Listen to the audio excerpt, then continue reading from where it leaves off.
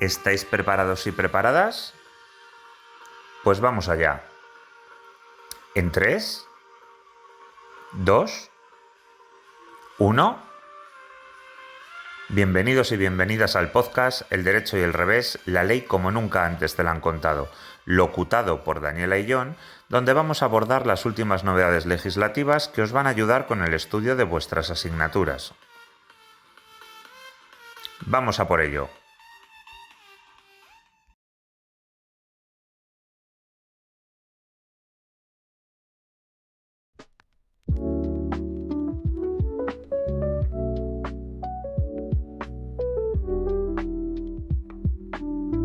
Bienvenidos a un nuevo episodio del Derecho y del Revés. Hoy abordaremos un tema clave dentro del derecho civil patrimonial, el derecho de cosas. Contamos con la presencia de la profesora Ayala y la doctora Gabriela, a quienes les damos la bienvenida. Gracias, Eve, un gusto participar. Encantada de estar aquí. Es un tema que sigue siendo fundamental para comprender cómo se estructura jurídicamente la propiedad y los bienes. Bueno, comencemos con una idea general. Ayala, ¿cómo se articula el derecho de cosas dentro del sistema civil patrimonial? Muy buena pregunta. El sistema civil patrimonial organiza jurídicamente la estructura económica, bienes y servicios. Dentro de él encontramos dos grandes ramas: el derecho de obligaciones o derechos de crédito, que representan la parte dinámica, es decir, el tráfico económico, y por otra el derecho de cosas, que representa la parte estática, es decir, la relación de dominio o poder jurídico de las personas sobre los bienes. Correcto. Y hablando un poco de su origen, es que esta organización tiene raíces profundas en el derecho romano. Ya en su jurisprudencia clásica se distinguía entre las cosas que pueden estar en el comercio, es decir, susceptibles de pertenecer a alguien, y las que están fuera de él, como por ejemplo el mar, el aire o los bienes ilícitos. Por lo que entiendo, desde ahí se construye el contenido del derecho de cosas. Efectivamente, desde un plano subjetivo se preguntaba quién podía ser propietario. Por ejemplo, los esclavos no podían serlo. Y desde un punto objetivo, qué bienes podían ser usados y aprovechados.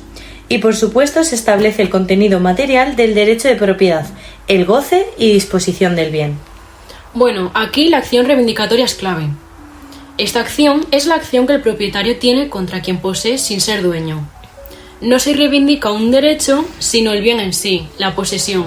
¡Qué interesante! ¿Y qué lugar ocupan hoy los derechos reales frente a los de crédito? Pues bien, esta es una pregunta muy interesante. En el siglo XVIII, con el Estado liberal, los derechos reales vivieron su esplendor. Todos tenían derecho a la propiedad, pero hoy el derecho de crédito cobra cada vez más relevancia. La mayoría de la población se sitúa en una posición de acreedor o deudor. Ya no podemos hablar de superioridad de uno sobre otro, sino de complementariedad. Y es que esto tiene una dimensión político-económica muy clara. El derecho de cosas resuelve conflictos de intereses sobre la titularidad, uso y disfrute de los bienes. Existen acciones reales para proteger específicamente estos derechos. ¿Y qué diríais si pasáramos a una distinción crucial, como los derechos reales frente a los derechos de crédito? ¿Podrían explicarlo desde un punto de vista comparativo? Con gusto. Desde el punto de vista subjetivo, los derechos reales son oponibles frente a todos, lo que llamamos en derecho civil erga omnes. En cambio, los derechos de crédito solo pueden hacerse valer contra una persona determinada. Y es que desde el punto de vista objetivo, los derechos reales recaen sobre cosas concretas, mientras que los de crédito suponen una obligación de dar, hacer o no hacer. Además, el titular de un derecho real tiene un poder directo e inmediato sobre el bien. En cambio, el acreedor debe acudir al deudor para exigir su derecho.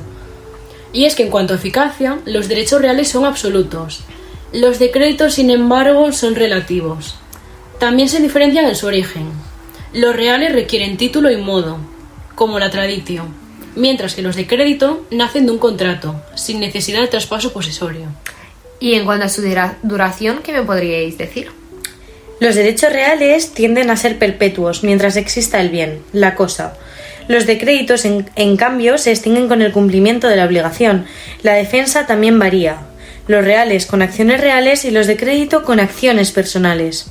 Para ilustrarlo mejor, ¿podemos ver algunos casos prácticos? Por supuesto. A ver, tomemos por ejemplo el caso de Julián. Julián es propietario de un terreno en la costa cántabra. Tiene dos conflictos. Por un lado contrató a César para vallar la finca, pero este no ha cumplido, y por otro lado una familia italiana ocupa su terreno. ¡Qué buen ejemplo! En el primer supuesto la acción adecuada es personal, ya que hay un contrato incumplido. Sin embargo, en el segundo la acción debe ser real, como la reivindicatoria, para recuperar la posesión del terreno.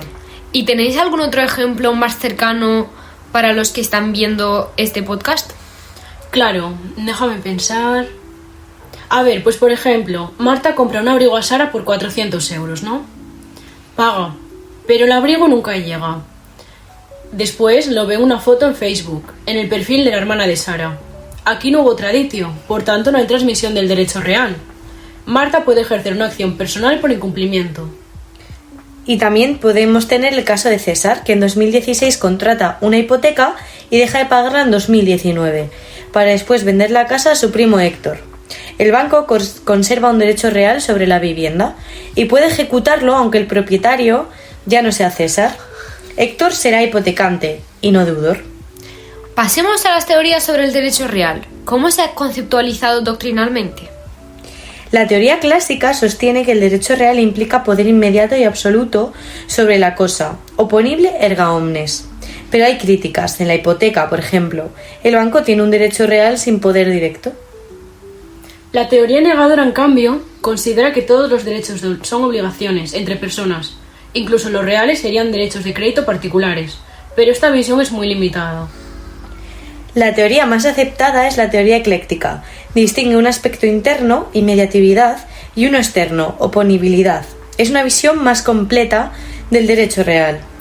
Entonces, ¿existen derechos intermedios entre reales y personales? Sí, por ejemplo los jus ad rem, que pueden ser reconocidos en el registro de la propiedad, pero sin embargo no constituyen por sí mismos un derecho real hasta que no haya traditio. También están los llamados derechos infocendo, que exigen hacer algo y por tanto no son derechos reales, o las obligaciones propter rem, como pagar la comunidad de propietarios. Nacen del derecho real pero se ejercen como derechos personales. Y por último, que no se nos olviden las cargas reales, como los censos, que sí son derechos reales auténticos, están vinculados al bien inmueble y se transmiten con él, aunque no pueden exceder el valor del bien, eso sí. Finalmente, ¿cómo se organizan los derechos reales? Se estructuran en torno a la posesión, la propiedad, ya sea individual o compartida, y los derechos reales limitados, de goce, disfrute o garantía. Y hay debates en curso. Por ejemplo, si el arrendamiento o el derecho de retención pueden considerarse derechos reales. La doctrina mayoritaria aún los considera derechos personales. Bueno, pues teniendo ahora claro lo que son los derechos reales, vamos a plantear la cuestión tal vez más llamativa del episodio. ¿Cómo se crean los derechos reales? ¿Pueden surgir libremente por la voluntad de las partes? Y por último, ¿es posible crear derechos reales nuevos? Es una excelente pregunta. Esa genera uno de los debates doctrinales más interesantes. Existen dos posturas acerca del tema. La teoría del número clausus, que predomina en España, y sostiene que solo pueden existir los derechos reales reconocidos por el ordenamiento jurídico, y no se pueden crear nuevos derechos reales por la autonomía de la voluntad. Exacto. Esta limitación responde a razones de seguridad jurídica. Como los derechos reales son oponibles a terceros, deben ser predecibles y estandarizados. De ahí que la ley restrinja su número. Y por otro lado está la teoría del numerus apertus, que permitiría a los particulares crear nuevos derechos reales, siempre que respeten los principios generales. Esta postura tiene más acogida en sistemas como el anglosajón. En el sistema español, el Tribunal Supremo ha dejado claro que no se pueden inventar nuevos derechos reales. Por ejemplo, una servidumbre atípica no tendría reconocimiento si no cumple los requisitos legales. Hay que tener en cuenta que no basta con la voluntad de las partes únicamente. Entonces, ¿qué papel juega el registro de la propiedad aquí? Es clave. Solo los derechos reales legalmente reconocidos y debidamente inscritos tienen plena eficacia frente a terceros. El registro no convalida derechos inexistentes por el simple hecho de estar inscritos. Por eso es que hablamos de una función material del registro, de publicidad, pero no crea el derecho real. Este debe estar fundado en una norma legal vigente y un acto válido. Para resumirlo y dar un repaso, los derechos reales están limitados en número y su creación depende de una base legal previa, no solo de la autonomía contractual. ¿Lo está entendiendo bien? Lo estás entendiendo bien, es correcto. y eso refleja un equilibrio entre la libertad privada y el interés general en la seguridad del tráfico jurídico. ¿Podrías comentar algún caso concreto? ¿Cómo no? En la sentencia del Tribunal Supremo número 808/2021 del 26 de julio se admite la donación de unas hijas a un padre al que únicamente le transmiten a título gratuito la facultad de posesión de dicha finca. Estupendo. Ahora sí, hemos llegado al final de este episodio sobre el derecho de cosas. Hemos recorrido su significado, estructura, distinciones clave y condiciones para su creación. Gracias a Ayala y Gabriela por su claridad y profundidad. Gracias a ti, Eve. Un placer reflexionar juntas. Nos escuchamos en el próximo episodio. Hasta entonces.